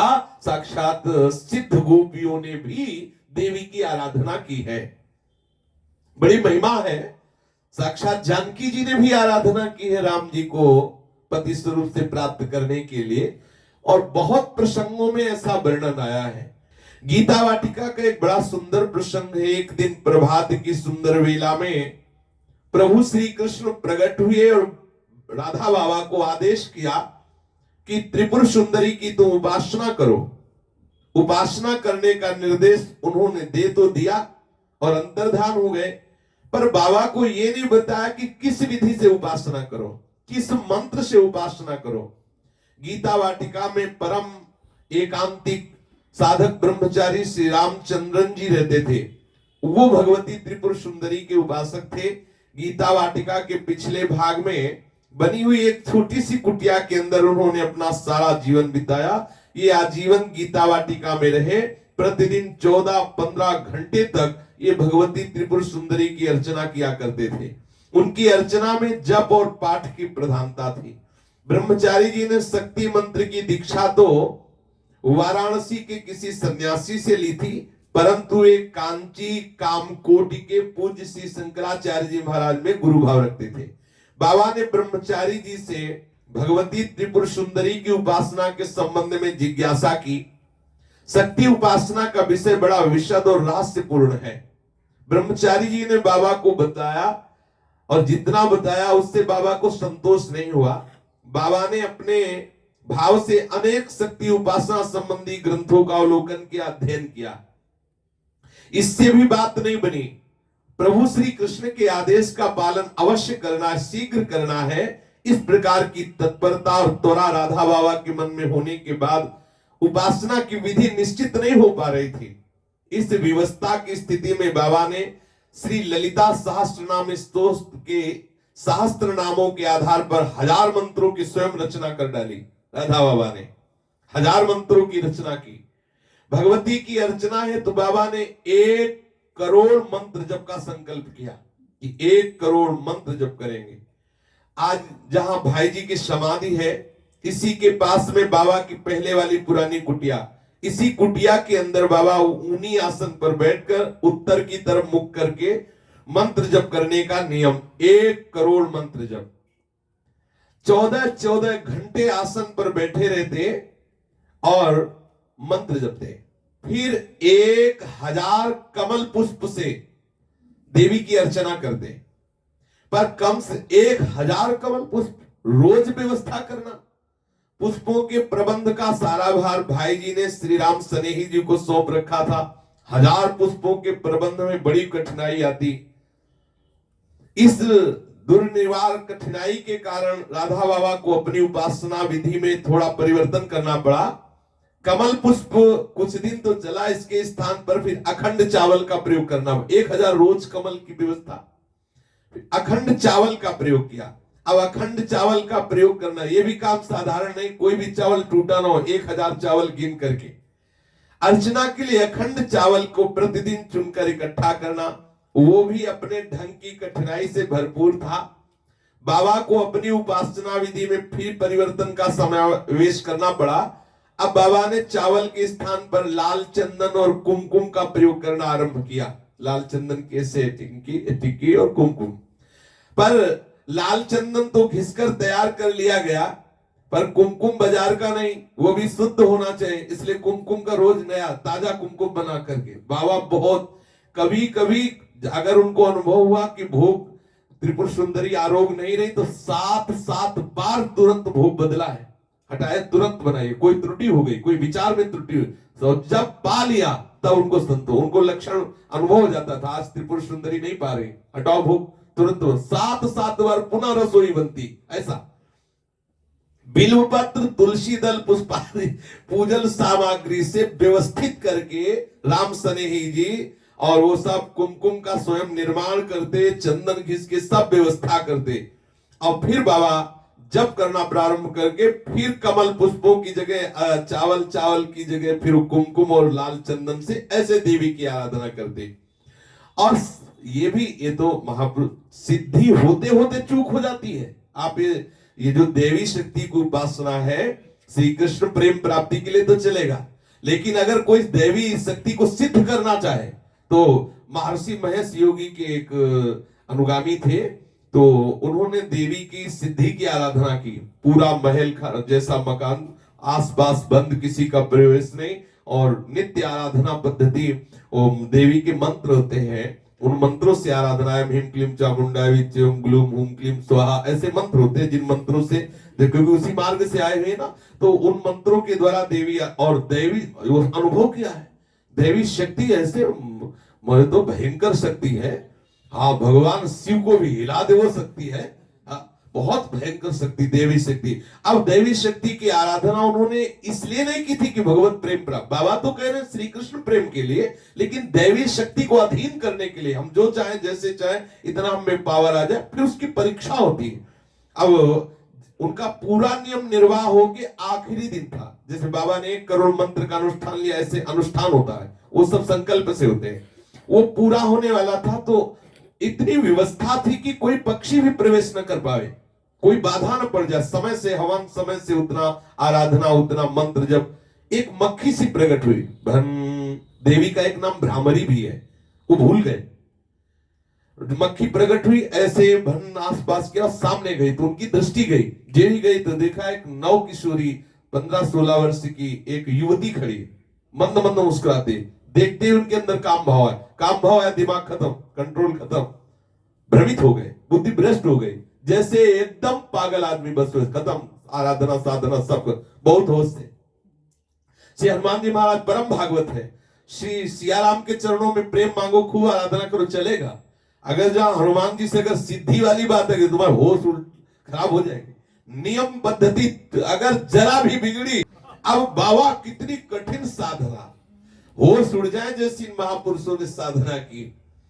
कोई भी जब अनुष्ठान लेता है तो उसमें बाधा आती है, पक्का समझ लेना। लेकिन जहां राधा है वहां बाधा नहीं, ये भी पक्का समझ लेना। हाँ पक्का, श्री किशोरी जी के चरणों का आराधन ये पक्का, किसी भी बाधा की सामर्थ्य नहीं कि जो राधा बोलता है उसको परास्त कर सके, किसी भी। हाँ, जब हम किसी शक्ति की आराधना करते हैं तो ऐसी महामहिमामयी परीक्षाएं भी होती हैं, ऐसे विघ्न भी आते हैं, बड़ा भीषण रूप भी आ जाता है। ये संवत 2007 विक्रम सन 1950 और 51 के बीच की बात है। बहुत शीत ऋतु थी, बहुत ठंडी का समय, और बाबा का यह अनुष्ठान चल रहा था। घटना 20 जनवरी 1951 की है। इन दिनों बाबा कुएं से जल स्वयं ही निकाल कर स्नान करते। कुएं की जगत पर गड्ढा था जिसमें काई जमी हुई थी, और भगवत इच्छा बाबा की चिंतन वृत्ति तो सदैव अंतर्मुख रहती, तो ध्यान गया नहीं कि काई युक्त है, फिसलन है। बाबा दतून करके जे भी स्नान के लिए गए तो खड़ाऊ थी, खड़ाऊ फिसली और धड़ाम से गिर गए, और गिरते ही बाबा की आंखों के सामने अंधेरा छा गया।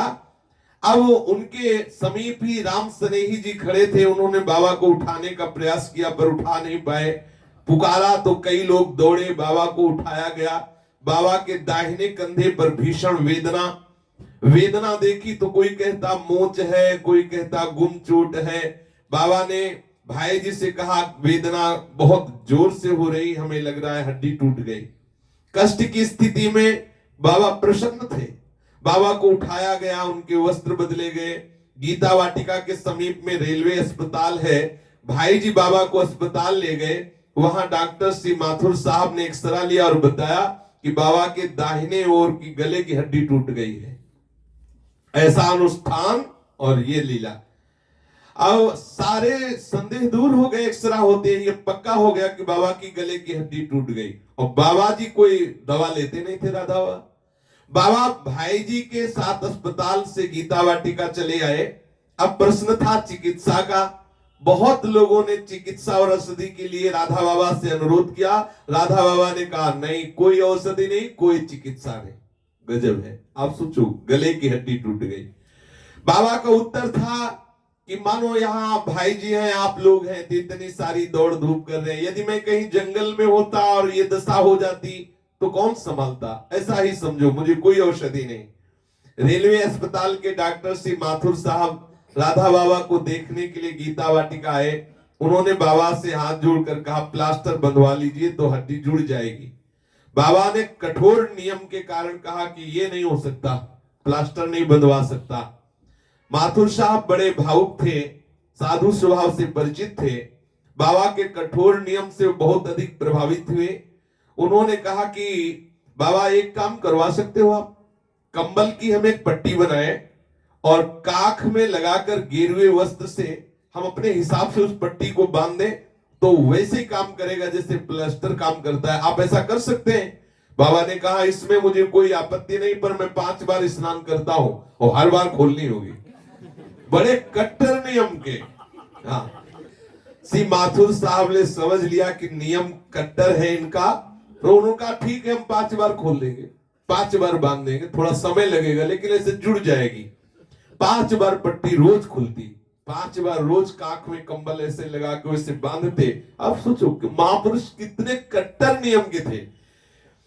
पूर्णता उन्होंने कोई प्लास्टर, कोई औषधि टेबलेट कुछ नहीं खाया, बस वही जो कंबल की ऐसी पट्टी बांध देते। बाबा की अनुमति मिलने पर श्री माथुर साहब ने कंबल के टुकड़े का पैड बनाकर काख में लगाते, गेरुए कपड़े से कसकर पट्टी बांध देते। औषधि प्रयोग का कोई प्रश्न ही नहीं, किसी भी तरह का कोई लेप, कोई औषधि। देखो अपने लोग सोचो, इन महापुरुषों के चरित्र पढ़ने पर सुनने पर लगता है अपने लोग क्या है, केवल प्रभु के नाम पे जी रहे हैं। केवल प्रभु के नाम पे हम अपना उदर पोषण कर रहे हैं, जी रहे हैं। कहां ये महापुरुष कितना प्रभु के प्रति समर्पित है। औषधि के नाम का किसी भी तरह से कोई प्रयोग नहीं। इन दिनों डॉक्टर श्री माथुर साहब ने बाबा की बड़ी सेवा की। हड्डी टूटने से उत्पन्न होने वाली वेदना कम नहीं हो रही थी। इस भीषण शारीरिक कष्ट की स्थिति में एक दिन भी ना एक मंत्र कम जप हुआ, ना एक कोई आराधना कम हुई। जैसा अनुष्ठान महात्रिपुर सुंदरी का चल रहा था वैसे ही पूरा अनुष्ठान, वैसे ही 14 घंटे बैठ के जब गजब हो गए। बताओ, इसीलिए अपने लोग वृंदावन वासी राधा राधा राधा बस पड़े हैं सारे। ये सब ये सोचे के होश उड़ जाएंगे कि अब इस भीषण शारीरिक कष्ट की स्थिति में भगवती अम्बा की अर्चना का कोई भी क्रम नहीं छूटा बाबा से। अर्चना में कोई परिवर्तन नहीं और भीषण कष्ट। बाबा की नियम निष्ठा, तत्परता, संलग्नता, दृढ़ता, कोई भी विघ्न उनको झुका नहीं पाया। ये है भगवत चरणारविंद की आसक्ति का स्वरूप। विघ्न आया, कितना भयानक विघ्न आया, पर अर्चना के व्रत को प्रभावित नहीं कर सका। अर्चना की निरंतरता सदा बनी रही। इस कष्ट की स्थिति में ज्यों की त्यों अर्चना चलती रही। एतदर्थ एक विशेष प्रकार की काष्ठ की चौकी बनवाई गई थी, जिस चौकी पर बैठकर बाबा श्रद्धापूरित हृदय से भगवती अम्बा की अर्चना करते। 7-8 दिन तो बाबा को विशेष पीड़ा रही, फिर धीरे धीरे वो पीड़ा कम होती गई, फिर हड्डी जुड़ भी गई बिना औषधि के, क्योंकि प्रभु कृपा करते हैं। हड्डी जुड़ गई, फिर धीरे धीरे स्थिति सामान्य हो गई। भगवती की अर्चना का यह अखंड क्रम कितने मास तक निर्बाध रूप से चलता रहा निश्चित रूप से नहीं कहा जा सकता, परंतु इस अर्चना विधि में संभवतः 24 और 25 लाख का जप पूरा होते ही बाबा ने 1 करोड़ मंत्र जप का अनुष्ठान किया था। अभी 24 और 25 लाख ही पूरा हुआ था। वैशाख मास की अक्षय तृतीया दिन बुधवार 9 मई 1951 के दिन महाभगवती स्त्री त्रिपुर सुंदरी बाबा के सामने प्रकट हो गई और प्रकट होकर के प्रसन्न मुद्रा में उनको वो गुप्त मंत्र बताया जो उनकी उपासना को देवी जी ने स्वयं मंत्र बताया। श्रीमन महात्रिपुर सुंदरी जी बाबा के सामने प्रकट हो गई, कृतार्थ किया बाबा को और अपना गुप्त मंत्र बताया। मंत्र दान ही बाबा की तीसरी भाव दीक्षा हुई, जो महात्रिपुर सुंदरी ने भगवती त्रिपुर सुंदरी का अनुग्रह प्राप्त होने के उपरांत भी बाबा ने नियम नहीं छोड़ा। करोड़ मंत्र जप का संकल्प किया तो करोड़ बाबा में ये खास बात देखी गई, उन्होंने जो नियम लिया, चाहे विघ्न आ जाए चाहे जितना लाभ मिल जाए। श्रीमन महात्रिपुर सुंदरी का अनुग्रह प्राप्त होने के उपरांत करोड़ जप का संकल्प बाबा ने पूर्ण किया और मानसिक अर्चना देवी की करते रहे प्रतिदिन, और प्रत्येक शुक्रवार को विशेष रूप विस्तार पूर्वक देवी की आराधना करते। ये मानसिक पूजा का क्रम भविष्य में भी चलता रहा। शेष चर्चा आगे। श्री राधा वल्लभ लाल की जय। जय जय श्यामा, जय जय श्याम, जय जय श्री वृंदावन धाम। जय जय श्यामा, जय जय श्याम, जय जय श्री वृंदावन धाम। पावन राधे तेरा नाम, पावन राधे तेरो नाम।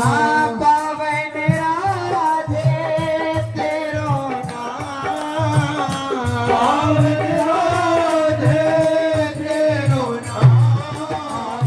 पावन श्री वृंदावन धाम, पावन श्री वृंदावन धाम। जय जय श्याम, जय श्याम, जय जय श्री वृंदावन धाम। जय जय श्यामा, जय श्याम, जय जय श्री वृंदावन धाम। जय जय श्याम, जय श्याम, जय जय श्री वृंदावन धाम। जय जय श्यामा, जय श्याम, जय जय श्री वृंदावन धाम। मेरी श्यामा मेरो श्याम, मेरी श्यामा मेरो श्याम, मेरी श्यामा मेरो श्याम, मेरी श्यामा मेरो श्याम मेरो श्याम मेरो श्याम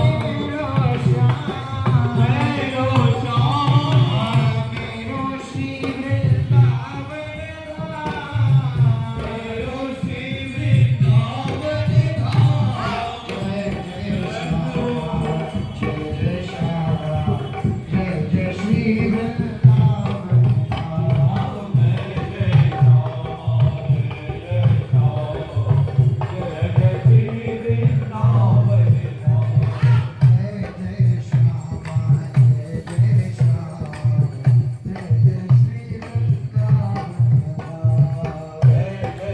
श्यामा जय जय श्याम जय जय श्री वृंदावन ओ श्री राधा राधा राधा श्री राधा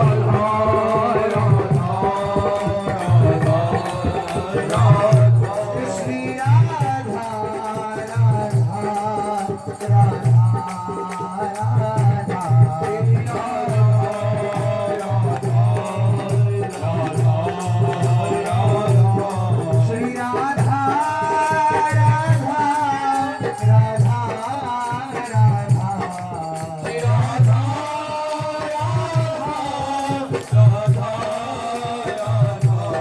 श्री राधा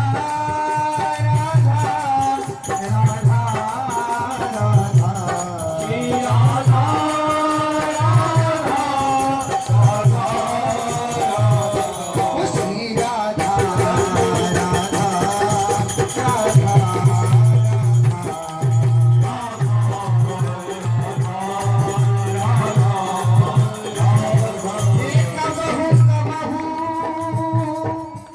मन में यो आवे क्यों अभिमान न करिए हाँ अपने प्रभु की ओर देख के अपने प्रभु की ओर देख के त्रिभुवन क्यों ना नजरिए नहीं गुण नहीं बल भागन वे भव को में नहीं गुण नहीं बल भागन वे भव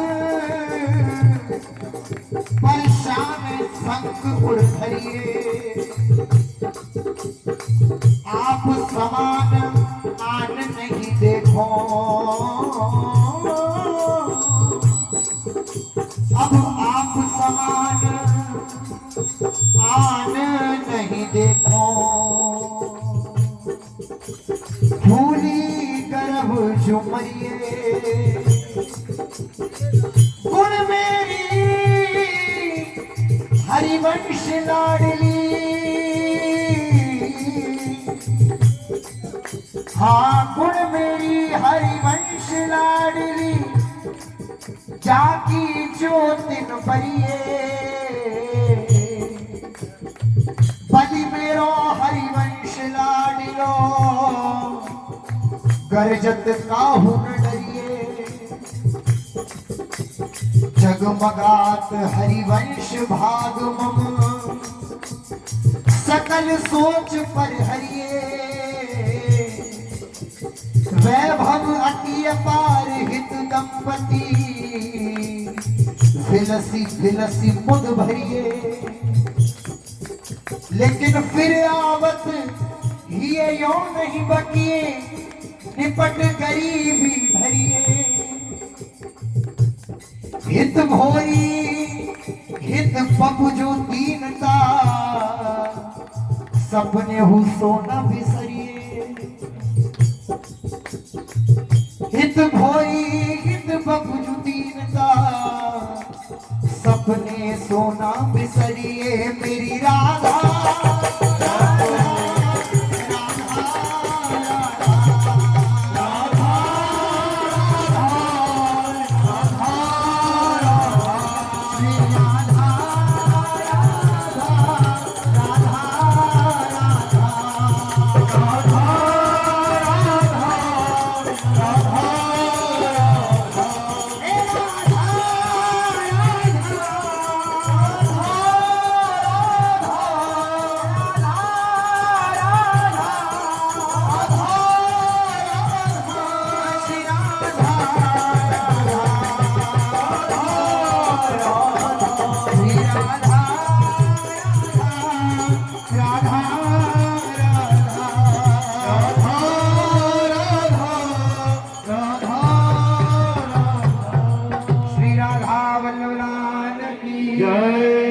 महाप्रभु श्री हरिवंश चंद्र जी महाराज की जय। श्री सेवक जी महाराज की जय। समस्त सहचरी वृंद की जय। श्री वृंदावन धाम की जय। श्री यमुना सराय की जय। समस्त संत हरि भक्तन की जय। सद्गुरुदेव भगवान की जय।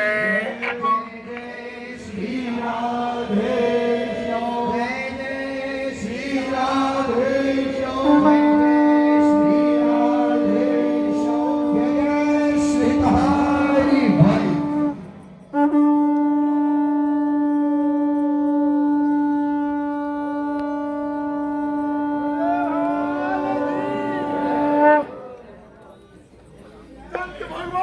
जय हो जय हो जय हो सतगुरु भगवान की कलवान निधान सतगुरु भगवान की संत महिमा की सत्संग महिमा की सत्संग महिमा की